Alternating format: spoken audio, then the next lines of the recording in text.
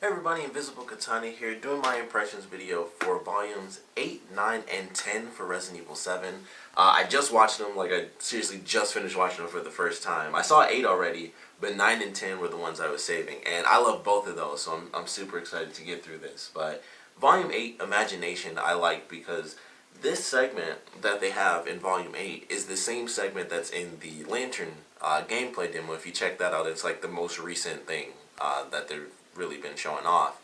And I thought it was cool because I'm like, okay, even when I first saw it from outside, I was like, I'm pretty sure this is the place, this is the same room from the Lantern demo. But oddly enough, it actually looks a little bit better. And I know this is Ethan during his portion, so it seems like maybe they just moved it around and it just looks better because things aren't just, sprawled all over the place. But I was like, this surprisingly looks a little bit more kept up to me.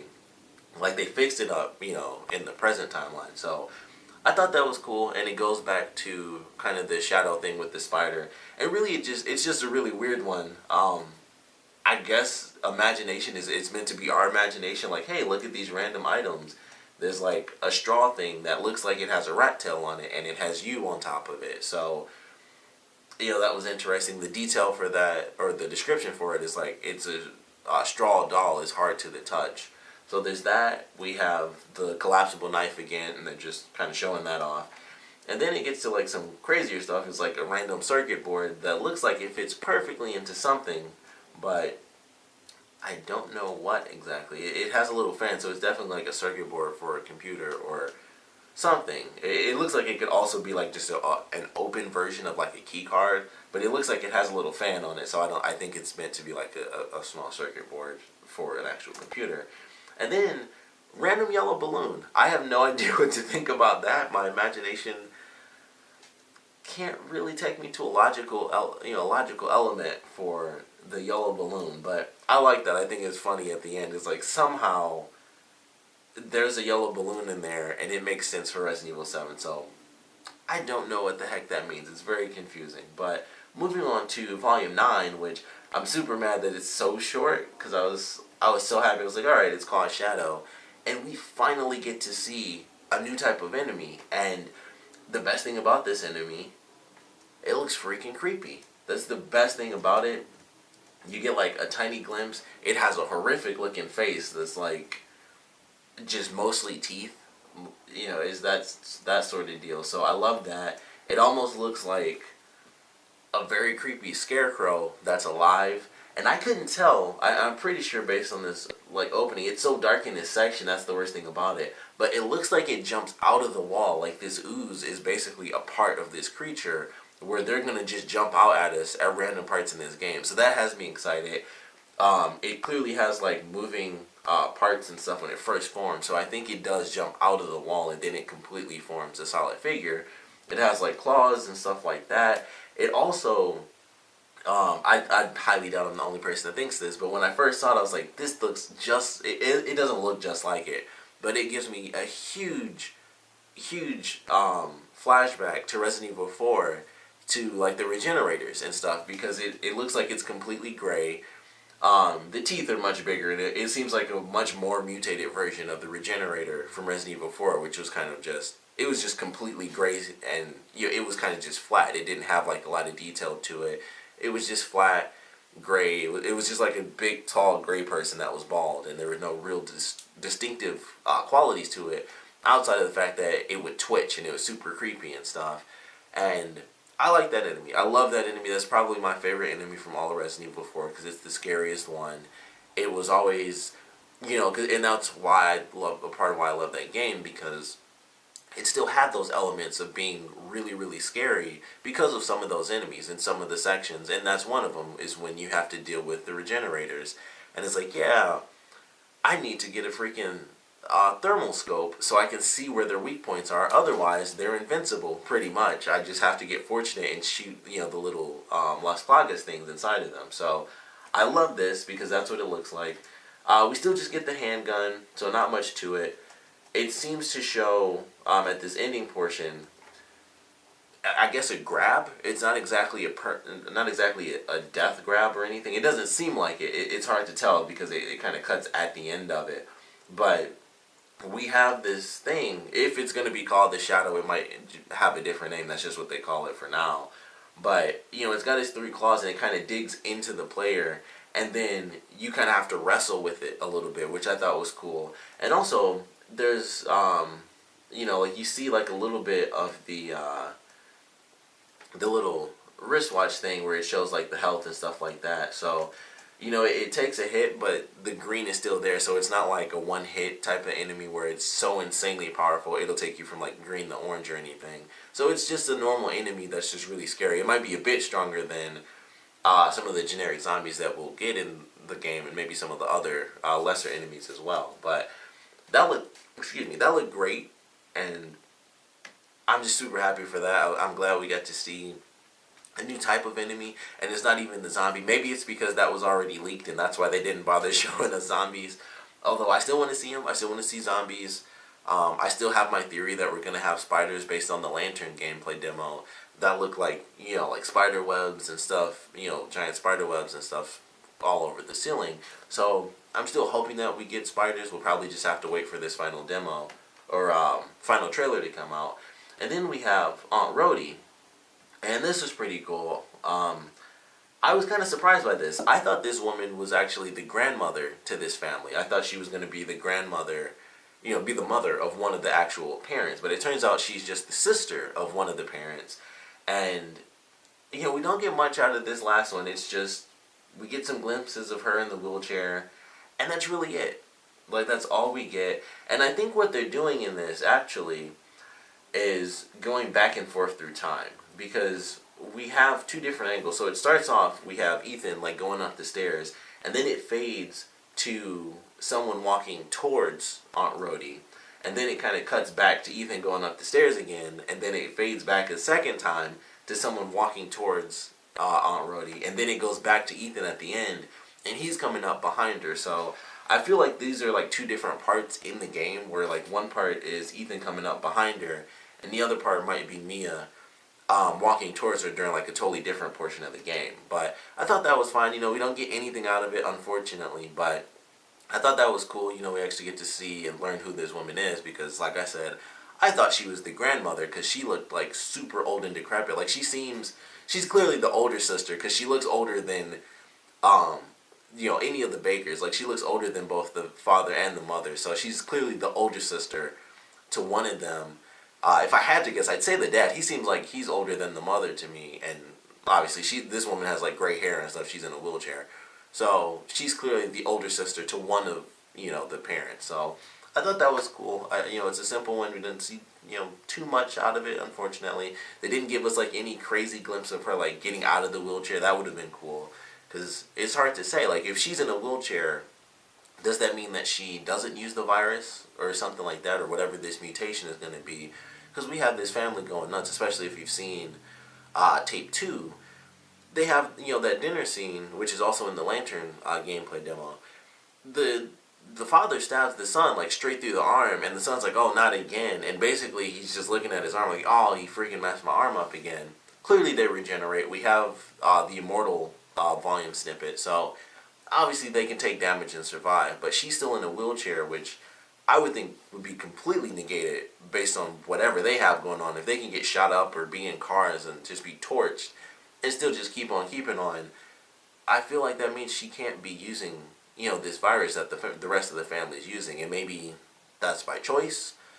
Maybe they won't let her use it for some reason. I don't know. But there's got to be something to it. Like, I just don't see how it makes sense why she'd be stuck in this wheelchair if she's using the same virus or, you know, mutation or mutagen or whatever that the rest of this family is using. So that's one thing that's very interesting about her character. I just assumed that she was much older, because like I said during that dinner segment, she just seemed like the grandmother in the wheelchair to me.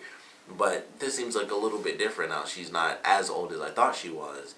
So there's got to be something to it. Maybe she'll be the pseudo-innocent one, but she's kind of just stuck with her family because she's stuck in the wheelchair. She doesn't want to go crazy maybe from this virus, so she kind of has to do what they say, or they'll kind of lose and kill her or something. So who knows what's going to happen with that. But I like all 3 of these. Of course, 10 ends with tape 3 coming in early December. I thought it was going to actually happen sometime this month. I was actually surprised to see that it's not going to come out until December, but I thought that was really cool. In the comments for this one, for Volume 10, someone mentioned that the demo already has an update, which really surprised me. I thought that wasn't going to happen until the tape 3 was coming out, but somebody mentioned that the demo has had an update now. Someone says like each tape had a demo released the same day, but that doesn't actually make any sense because it would be like a bunch of different demos. But I'm assuming they meant like minor updates, I guess. So each volume, I guess, would have like a very, very small update to it. And now that they're all out, I guess you can get like all the fingers to the the dummy hand, and you can get into the basement now. So I'm gonna have to check that out for sure, and I'm probably gonna play that like right after I finish this. But I like the 3 of these. I'm glad we finally got to see a new enemy. I still, like I said, I have no clue what to think about this Volume 8 thing with the imagination where they just show off items. But it's interesting, we get to see, especially going through it with this area showing up in the present as well as in the past, or like the Lantern gameplay demo.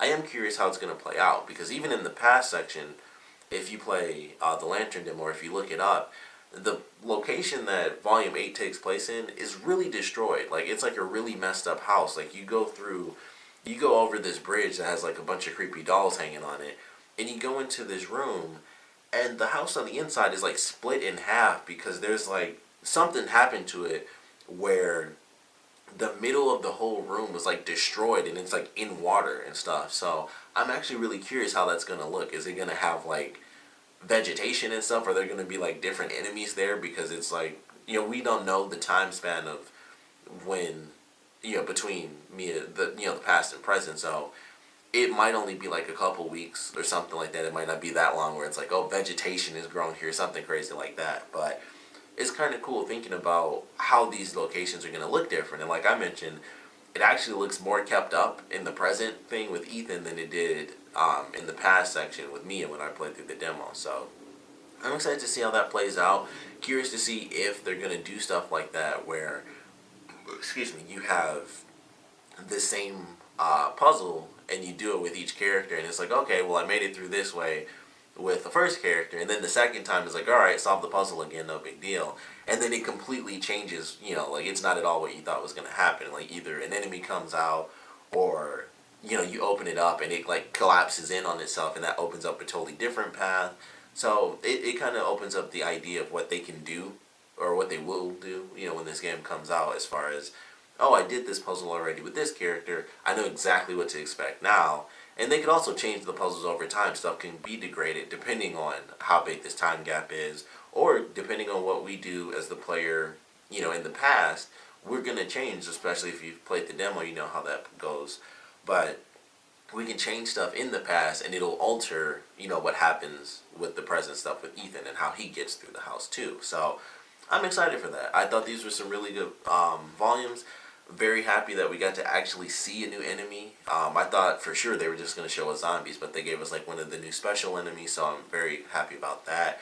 It appears to, like I said, burst from the wall, which is great, because that gives them tons of opportunity for like just jump scares, but not just generic jump scares, like good jump scares where they might not even jump out. It seemed like the type of enemy that might pop out in front of you, but sometimes it'll pop out behind you. Sometimes it might just walk out and you just walking past and it's just like, hey, and it walks out like right next to you or something creepy. So a lot of possibilities with that. It could come out of the ground, it could drop from the ceiling, based on that little glimpse. Obviously all these are theories, but it seems like there are a lot of possibilities for where this shadow thing can come from.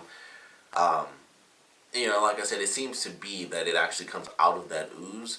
So it could be limited, and that might be one of the cool things about it, where it's like, I hate that enemy, and then you're walking through the game, you play for another hour or two, and then you stop because you see this room with a bunch of ooze, and you're like, crap, I know exactly what I'm about to deal with, and it freaks you out because you know how intense it gets with that certain type of enemy. So that's something else they can do just as a visual thing. Like, this is the only part where this enemy shows up, and then they could still throw the enemy in there at random and be like, hey, it came from this area that you can't see, because it's a video game, it could easily come from anywhere. So it has a lot of potential for that enemy. I am, of course, excited to see more enemies from this game. Um, Definitely more combat. I want to see if they have some of the old school stuff with the zombies where it's like, oh, you have the shotgun, you know, blow their legs off in one shot if you shoot them in the legs and they have to crawl towards you, or you can blow their head off in one shot with the shotgun if you just aim straight up. So I'm curious if they're going to do that. I doubt they'll do it that way, you know, old school style where it's like it's literally one hit kills if you shoot them, you know, in the head. I would love it if they brought that back, but I think it'll be more like Resident Evil 4 where it's like sometimes you might blow their head off, other times you might not. It just really depends. Like it's kind of just randomly generated in that way. So I feel like that makes a lot more sense. It would still be really cool if they did that, where like every zombie could automatically get killed with a shotgun blast to the head. I would love to see them bring that back because that's just an old school thing that I really love. It was like I'm surrounded, just aim up, boom, and you just blow a zombie's head off. And plus it looked cool. I'd be curious how they do that visually in first person with, you know, today's graphics. But I'm excited for this game. I can't wait to see what they do with it. I'm definitely, like I said, I'm going to check the demo to see if it actually has been updated because I didn't think it would happen until Tape 3 actually came out. I didn't think we'd have an update for the demo. So you got to check that out for sure. But I definitely want to know what you guys thought about these last 3 volumes. So please comment below. Let me know your favorite parts about them, your least favorite parts about them. Now that we're completely through all the volumes, what's missing? What did you guys wish that we saw? Like, I still wish we got to see if there were going to be blue herbs or not because, you know, there's so many theories. They're doing so many things old school. It makes me wonder how many elements are they really bringing back? Are they going to do poison? You know, am I correct about the spider thing? I think everybody has that theory after the lantern demo. So, are we going to get blue herbs? I would have loved to have seen that come back because as much as they've shown, like, oh, hey, we're bringing back, basically they're bringing back the boxes, like the chests where you can put items in. We still don't know if it's going to be 100% like the old school style where you put you put the shotgun in this box and then you go off and you find another box somewhere else and you find the shotgun again. That's 100%, you know, 1, 2, and 3 Resident Evil and Code Veronica as well. So we don't know if it's going to be that way or if they're going to do it more realistically where it's like, hey, you put this item in this box, you have to come back to this box to, you know, pull that item out. So they might do it that way, which would be like the prototype version of the original Resident Evil. That's how it was supposed to be, but I guess they found that to be too difficult to have to backtrack to every single box where you put all your items at. So they might do that. They might do it old school style, but they brought them back in general, so we have that. We have actual save points. You know, they might not be typewriters anymore, but we have, you know, the tape recorders. We have, you know, of course we actually have combat, we have weapons, we have enemies, we have our nemesis type enemies. So we have the dad chasing Ethan, seemingly we have the mother chasing Mia, and possibly the daughter as well. The daughter is still the really big mystery about this game, where we have this family. We don't know much about the son either, but obviously they're all crazy, but the daughter was like, she's literally like the poster image. The main image is the house and the daughter, and we still don't know anything about her. She's the one that kills the guy in the demo, and she's like the, you know, she shows up with like the little ghostly images if you play the demo and you look at certain places at the right time. But we still don't know anything about her. We don't know what her deal is. We don't know her exact role in all this stuff. Is she gonna be a villain? Is she gonna be like, you know, the aunt where maybe she went nuts, but maybe over time she changes and it's like she wants to get away from the rest of her family? There are a lot of possibilities. Hard to say, but definitely want to know what you guys thought about these last 3 volumes. And like I said, definitely want to know what you wish we got to see from the volumes, or what you think we might see from Tape 3. And, you know, we have our, I would assume it's going to be the last big trailer before we start getting like little TV spots for the game once it's, you know, of course, coming out in January. But I want to know what you guys wish we saw, what your favorite volume was, like what was your favorite new element that you got to see from this game. For me personally, I might have to go with the enemy just because we finally got to see enemies. It's kind of unfair because it's like I knew it wasn't just going to be, you know, the family members, but that's just what I'd been waiting for this whole time. Was like, I just want to see a different enemy. That's all I'd been waiting for. So I think that's why that's my favorite automatically. It's just like, we finally got it. That's what I've been waiting to see forever, was a different enemy in this game. And we knew they were going to be there, but, you know, we finally got to see it. So I think that might be my favorite one. I think the other one with the weapons, where they showed the boxes, that made me really happy too. So I think those are my two favorites, because I was like, wow, they really brought back boxes, and we got to just see a new enemy. So if outside of just wanting to have seen an enemy the whole time, if I had to pick one outside of what I wanted, I would definitely go with the boxes, because I never actually thought they would have brought those back. Like I just thought that was done. I thought that's in the past and it's over. And I saw those boxes in the background, like in I think like the first couple of seconds of that old one. I was like, are they bringing back boxes? And then at the end of it, they go through the trunk and he takes out the shotgun. I was like, holy crap, they brought back boxes. So I'm excited for this game. Like I said, want to know what you guys wish you saw, what you guys are happy that you saw. Definitely want to know your predictions for what we're going to get out of Tape 3, because we still don't know anything. Like, it could be information on the daughter, it could be information on Ethan, Mia, any of the other family members too. We still don't really know anything about anything in this game. What the connection is to Umbrella, are they mutated? I heard theories that this might be a prequel, but from the developers, they've said that it continues on through the rest of the story. But definitely want to know what you guys think, so please comment below, let me know, and thanks for watching.